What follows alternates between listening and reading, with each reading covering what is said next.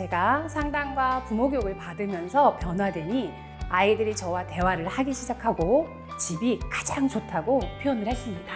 아이의 작은 문제에 대해서 화내고 때리고 비난하는 것은 심리적 어른이 아니라고 생각합니다. 자녀의 문제에 대해서 이해하고 긍정적인 해결책을 찾아보는 것이 심리적 어른이라고 말하고 싶습니다.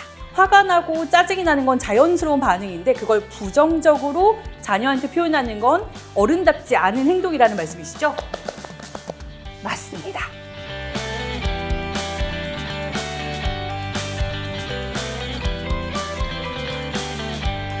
안녕하세요. 청소년기 자녀가 있는 가족들, 자녀와의 관계는 안녕하신가요?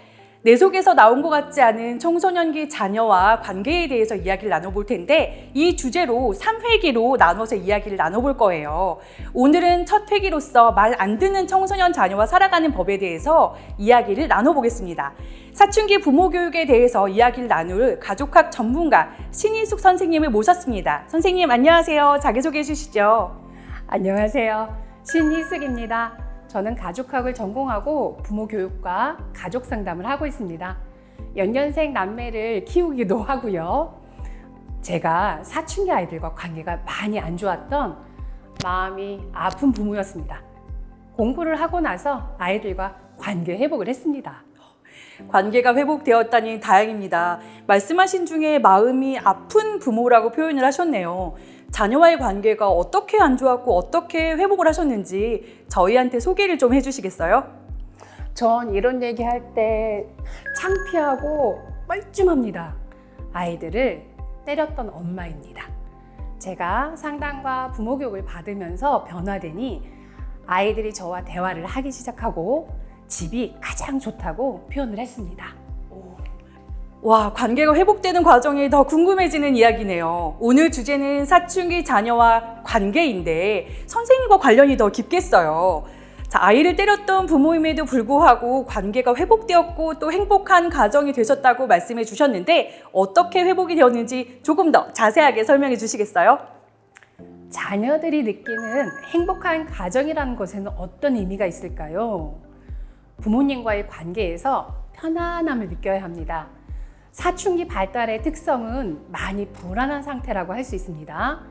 중2병이라고도 표현하기도 합니다. 이 시기에 부모의 역할은 다른 때보다 다르게 역할을 하셔야 합니다.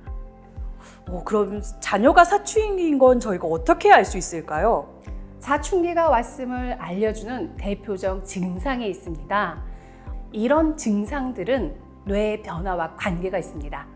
사춘기 감정 조절이 잘 안 되는 것은 호르몬의 영향이기 때문입니다. 청소년기에 뇌의 변화가 있기 때문에 그렇다는 말씀이시죠?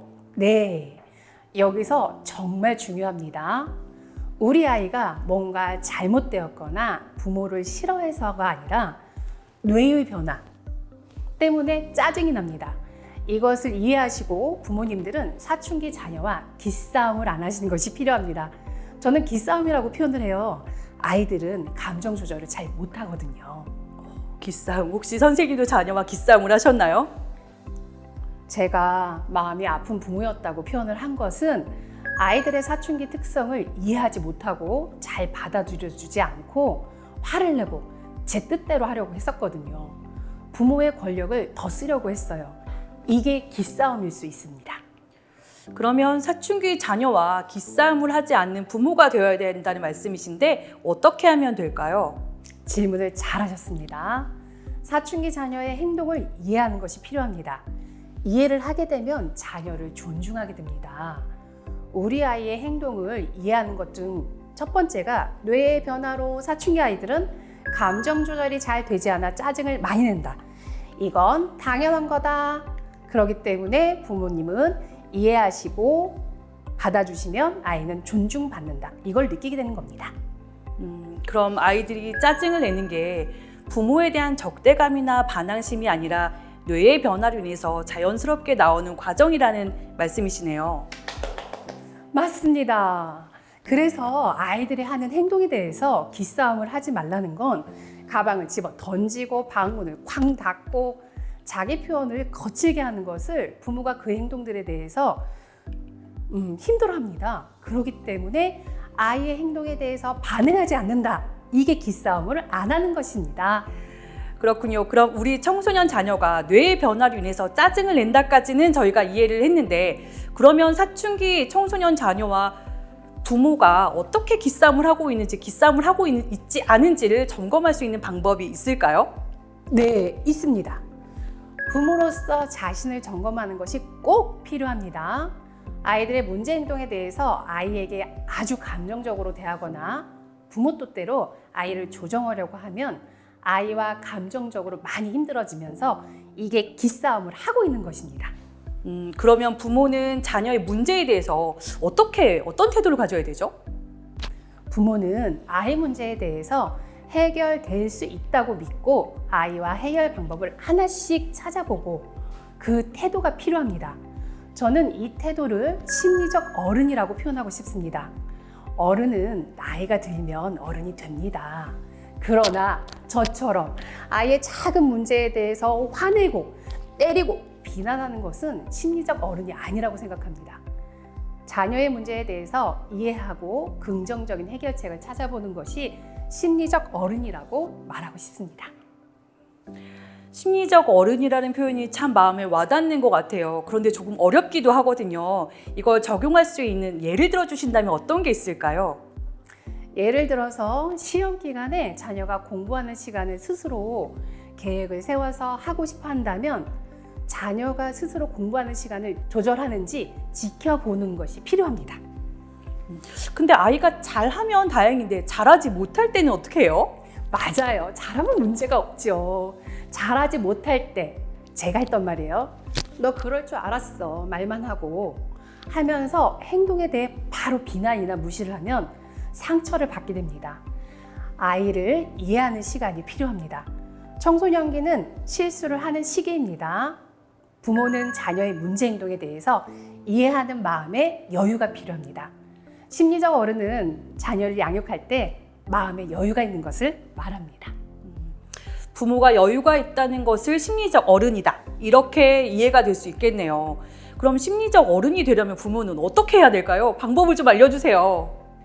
청소년기 아이들 특성을 이해해야 하고 지켜봐주고 아이의 마음을 편안하게 해줄 수 있는 것이라고 생각합니다. 이런 과정 안에서 아이들은 부모에게 존중받았다고 느낍니다. 결국 부모로서 심리적 어른은 자녀를 존중할 수 있습니다. 그렇군요. 그럼 내가 심리적 어른인지 심리적 어른이 아닌지 판별할 수 있는 방법이 있을까요? 아이들이 부정적 말과 행동을 했었을 때 화가 나고 짜증이 나는 건 건강한 건데 거기에 더 부가적으로 같이 소리를 지른다거나 저처럼 아이 앞에 물건을 집어 던지거나 이러면 아이하고 기싸움하면서 아이한테 비난의 말, 너 두고 봐라, 너 그렇게 하면 잘 안 될 거야 라고 하면서 아이의 마음에 상처가 될 수 있는 말들을 쏟아내면 심리적 어른이 아니라고 생각합니다.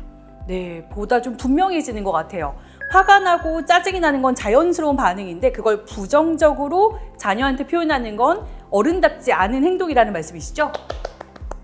맞습니다.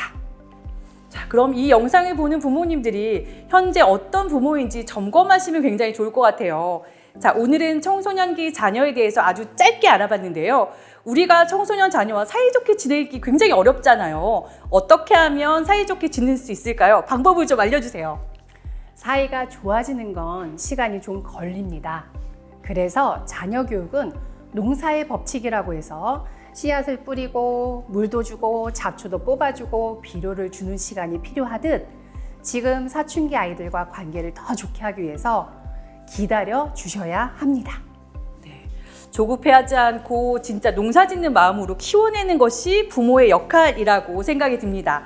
자, 그럼 이 이야기를 다음 영상에서 구체적으로 다뤄볼까 하는데요. 다음 영상에서는 어떤 것을 다뤄주실 예정이시죠?